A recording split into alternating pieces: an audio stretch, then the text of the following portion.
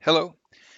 This video is going to talk about and introduce some ideas I'm having about the business program restructure that we've been talking about. I wanted to, I can see that we're all pretty busy, and so I wanted to record this video and share it with you guys and just keep the conversation rolling, despite the fact that we're all pretty busy. So as you can see, I'm looking at two different track options. One is the entrepreneurship track, and another is a data analytics track. Both involve two courses that the students can take to start with. Um, this presentation, I'm ready to kind of talk in detail about the entrepreneurship track. I'm not quite ready yet to talk about the data analytics track. Um, but I'm working on the details of this. But for this conversation, I'm looking to talk just about the entrepreneurship track. I see it breaking into two classes. One is Intro to Entrepreneurship, and the second is a slightly more advanced class that comes after this, and it's something I'm calling Business Accelerator, and we'll talk about the details of that in a second. So, right away, I think one of the first things that we can do is brand the effort. So something like Youth Front Entrepreneurs. So we brand the effort, and we get people excited about it. We get especially the students. So make your ideas come to life, and we help them understand what entrepreneurship is by framing framing it for them. So, hey, there's problems in the world, and we can help them think about those problems. Well, those are opportunities to innovate, and if you are creating real innovation, then that's an opportunity to launch a business and make a profit. And so I think this is the real key to entrepreneurship, and it's that subtle mind shift change that's really exciting for students is the idea of, hey, we're solving problems in the world and we're innovating and we get to make a profit. And that's a pretty exciting uh, kind of mindset and energy to have. And there's a lot of energy in entrepreneurship around that.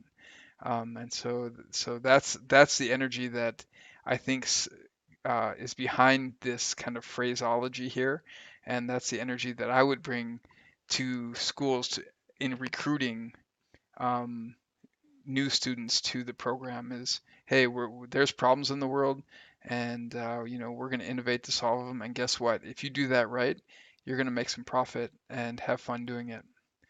So right away, I think for year one, I would set a target market for the class as, so this is kind of, hey, we're entrepreneurship students. We're going to set a target market of who we're going to go after for our class ideas.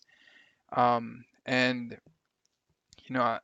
I thought a really great idea would be to set our target market towards student athletes. And student athletes are a unique demographic that is pretty exciting for a couple reasons. One, it's a large group of students that come and they're diverse. They come from a lot of different sports, um, and there's just a lot of different students, in the different schools. The population is proximate to the students. The students don't have to go far to know and meet and shake hands and get to know and talk with and learn about student athletes. We may have student athletes in our classrooms. And so when we get into studying student athletes, which is a vital part of entrepreneurship, is studying the population that you're targeting, we don't got to look far. This isn't, we're not taking a target market that's, um, we're not selecting a target market that's going to be hard to study. No, these are people, students that are around them all the time. So they're very proximate. and they have really unique needs, and they're highly motivated. And so if you can meet those unique needs, and you meet them in a way that helps them achieve their goals, they're willing to pay for it. And so that's again, you're solving a problem and you're making a profit. That's what entrepreneurship is all about, and that's what this whole project, first year project, would be about. So, okay, step one, I take the students through um, a design thinking model that they teach at Stanford. I learned it at Carnegie Mellon, and it's taught at different places. And it's a really clever model of um, taking a target market and pulling out the needs that they have that they don't even know that they have, and it's a really clever model to do that.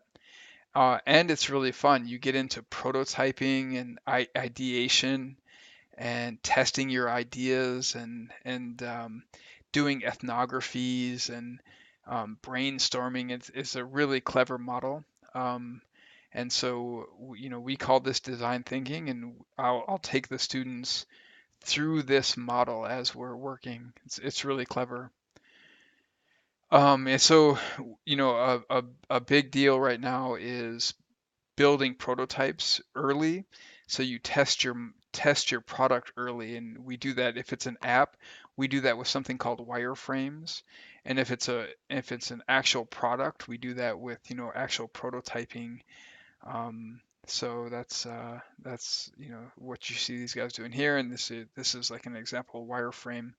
And you actually get this in front of the people, and you say, hey, where would you click now, and where would you click now, and where blah blah blah. And so you test your idea out. You don't build the whole thing first. You test it out really quickly and make sure that your idea is um, you know playing well with your audience before you build the whole thing. That's kind of the idea.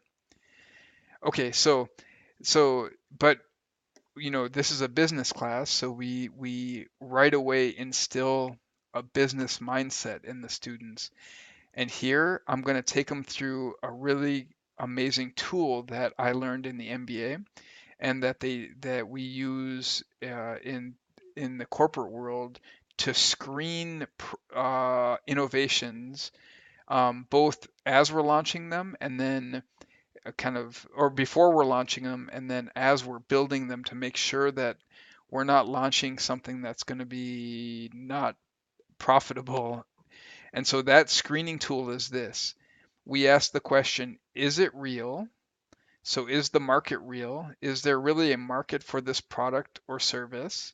Are people actually willing to pay for this? So they'll seem like really simple questions, but to get at this truth, it takes some really amazing market research.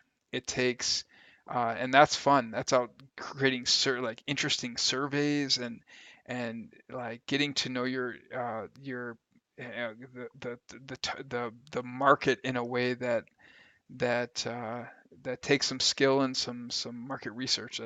So is the market real? All right. And then once you've determined, hey, the market is real, maybe there's competitors out there that are already doing a bunch of business that you can see. Wow, they're doing a ton of business out there. Then the question is, can we win? So who are the competitors in this space? And then what unique value proposition can we provide? And so this is a really serious question, because often there is a market. The question, is it real, is yes. People, there's a market for it and people are willing to pay for it. But often there's competitors already out in that space, and maybe they're backed by big competitors, like maybe Nike is funding a big launch of something. And so, if you're just a two-man operation, can you really compete? Can you win against Nike? And so the answer maybe yes. You can. There's some strategies that you can employ to say yes to that. but maybe not. Maybe you choose to focus somewhere else. Um, but it's a tough question, and it's one that having a business mindset will force you to answer strategically and wisely. And then the last one is even if the market is real and you decide that you could win if you entered it, is it worth it? So here is a real analysis of cost benefit analysis. So what are the costs of doing business in this space? And what are the real potential revenue streams? So even if the market's real and you can win, but wonder if your profit is so low that it's not even worth doing the business. You could profit a little bit, but maybe it's not worth it. And so these are hard questions to answer. I mean, especially as an entrepreneur, because you're so passionate about your idea and making your idea come to life. Most entrepreneurs don't think this way, and they get wrapped up in the passion of their idea to the point that they make bad decisions here, and they invest when they shouldn't invest, and they lead down a road that they shouldn't lead down. And so teaching our students this business mindset along with our entrepreneurial mindset is a golden balance of mindsets. And so this is a really exciting framework to teach them. So, and then business planning. So here's a tool that we use to kind of sketch out a business plan. And so these are just, as who are our key partners in this area? What are going to be our key activities if we do decide to launch? What are our value propositions against our competitors? What's going to be our customer relationships? Who are our customer segments? Okay, so it's student athletes. Is it college student athletes? Is it women student athletes? Is it um, you know, and so forth. You can start to break down what's going to be our marketing channels, our revenue streams, our cost structures, and so you can see by filling this simple, we call it the business canvas model. By filling this canvas model out, you start to lay out your business plan, and high school students can do this. With some coaching and some practice, but you start filling this out, and all of a sudden it's not too hard. It's not a big leap to go from here to a formal business plan. And then, so here's that formal business plan. So now you can start to write that up based off that template before. And then here we get into some, revenue forecasting and cost forecasting and having some fun with Excel and mm, this is, really profit modeling. And this is a big deal for investors. Investors like to see kind of profit modeling. And it's just like amazing skill set to have, being able to use Excel in this way. And so I can teach all this. I'm a master at Excel. And then we end by having uh, investor pitches. I mean, imagine at the end of the semester for first year entrepreneurship students, 8-minute pitches where they're up giving 8-minute pitches of their business ideas, and they're walking through everything I just walked you through. They're giving their prototype pitches. They're giving their pitches of, is it real? Can we win? Is it worth it? They're walking through their business plan. They're walking through their revenue models, everything. So this could be really exciting. We could open this up to the community, and I think this would get a lot a lot of excitement. Um, okay, so the skills here that they would learn.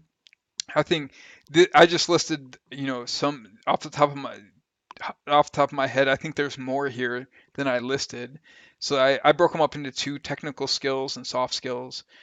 Data modeling, survey creation, business analysis. This is a big one.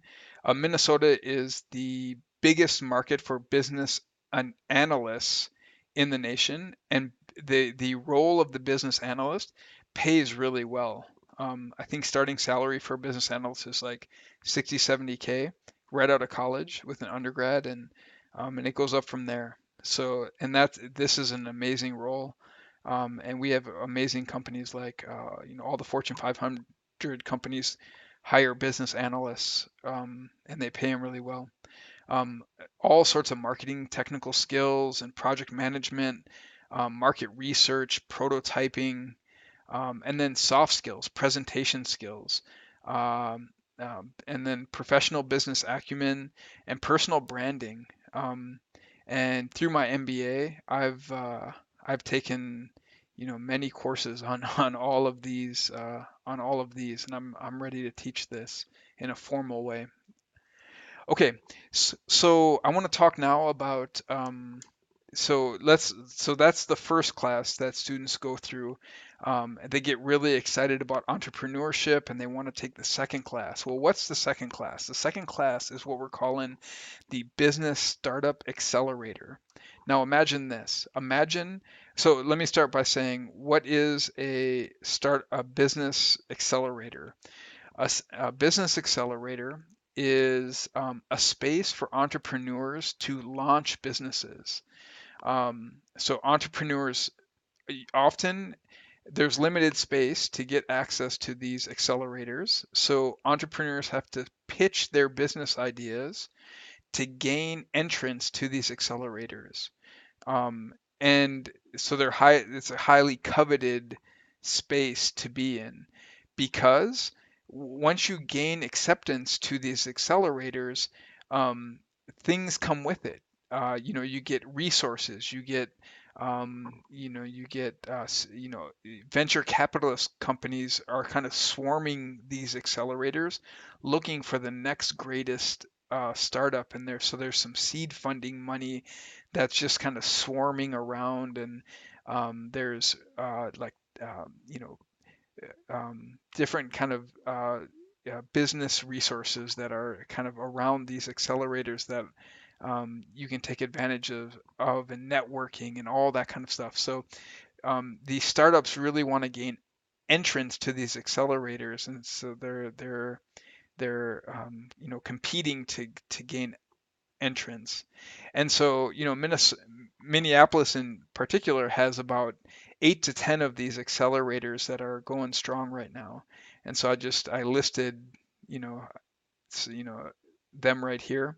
There's a couple more. There's one in Rochester that I was a part of uh, in Mayo that was really amazing.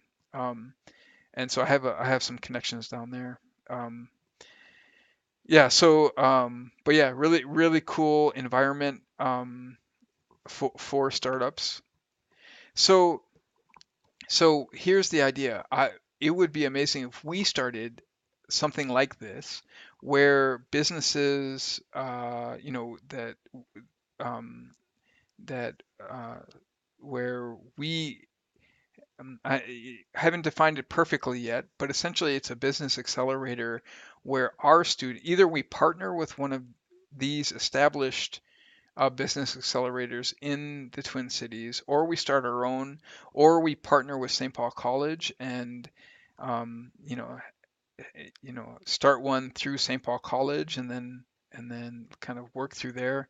I'm open to that, but the idea is this: there's a business accelerator, and then our high school students, are participating in that accelerator program. So as participants, what they're doing is now that they've had some entrepreneurship skills in the first class, now they're applying those skills by listening to businesses pitch their ideas, and they're helping decide which businesses gain access to the accelerator. And then our students are providing market research to help these startups in the accelerator. And so what that looks like is, these startups in the accelerator, maybe they're in the accelerator for 2 years and they're doing different market research as they're launching. And so our students can break off chunks of that market research and kind of help them do that. When I was working in the business accelerator in Mayo Clinic, I did market research for two uh, two startups. One was a medical device company, and one was a healthcare app company. And I can tell you more about them when we talk. But it was a pretty amazing experience, and the work I did for them really steered the direction that they went in. And so even though I was like an intern at the time, the work I did was really beneficial for them. And so I'm imagining that, with some guidance, our students could maybe perform the same kind of um, market research for these companies. And what an amazing experience for the students to be able to apply what they're learning. So that's the idea. So the students would be able to participate in this kind of business accelerator culture that and apply their skills in a way that is real life. And so here again, they're applying their skills. So, as the semester's progressing, I'm teaching them more skills, giving them more tools, and we're doing that through a variety of ways. I'm teaching them the case study. This is really popular in business school and MBAs. We read cases and then we come debate them in class, and we use different tools to do that. Um, and once you get this case method down and these tools down, man, you are ready to go. You're ready for business school, and you're ready for applying these tools to real life, and that's powerful. Our students will be able to get into really competitive business schools um, through having this language down and this vocabulary and this kind of understanding of um, this culture. And they'll be applying, so we're learning them in case studies, but because they're surrounded in this business accelerator program, they get to turn around and apply it to their, the real life scenarios that are all around them that we're working in. So that's really exciting. So pretty exciting. Um, so again, accelerator skills, break them up into two things: technical skills and soft skills. For technical skills, these are all the ones before I just said applied. And I think in the second year, I'm teaching them how to write a business school resume. So this is, hey, how do you write a resume that's targeted, and not just business school? Maybe a student wants to go off to journalism school or something like that. So we can write them agnostic to where what that looks like. But if you want to, I also know how to get into top ranked business schools. So if you want to do that, let's drill in on that and and let's um, let's write a business school resume that's killer, and we can do that. Um, and then over here for soft skills, business consultancy. So same as before, presentation, business acumen, same as before. We're going to keep drilling into these and developing them. But this one is really important, business consultancy. So I'm going to teach them how to um, have the mindset of a business consultant. Over the last 3 years, I've been a business consultant, and I know how to roll onto a project, and I know how to have the professional acumen and language as a business consultant. And that's powerful. And when you learn that, that'll take you a long ways in life. Even if you don't go into business anymore, you just, let's say you go into whatever it is, that this kind of mindset and this work ethic will take you a long way in life. And so I'm really excited to teach that. And I'm confident that I can teach that. Lastly, uh, I was thinking about metrics for the program, and I kind of broke it up into year one metrics and year two metrics. So year one metrics, I broke it into three kind of categories of metrics: student metrics, partnership metrics, and advisory board metrics. Student metrics, so student enrollment, that's a big deal. Diversity of students, so that's something we should always track and that I will always track. Student interest in the classes and the projects, and that's something that will always fine tune what I'm teaching and how I'm teaching, and then college placement, and where the students are leaving after they graduate from high school. And so I think kind of that longevity piece is should always be tracked. So, you know, these is, if there's more, we can add them here too. And then partnership metrics, the number and quality of partnerships built both internally and externally. So internally, I'm thinking of, St. Paul College.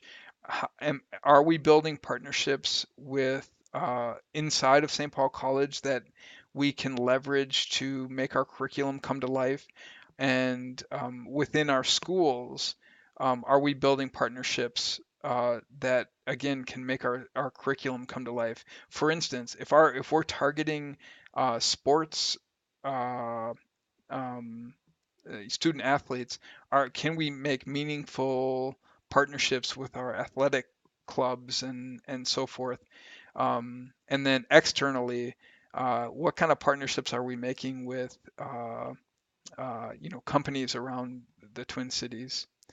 And then advisory board metrics. So number of advisory board members, diversity of advisory board members, and then one I forgot to put here is the richness and quality of the advisory board meetings. Those are things that I would track in this position. And then year two metrics, continue to, of course, track these metrics.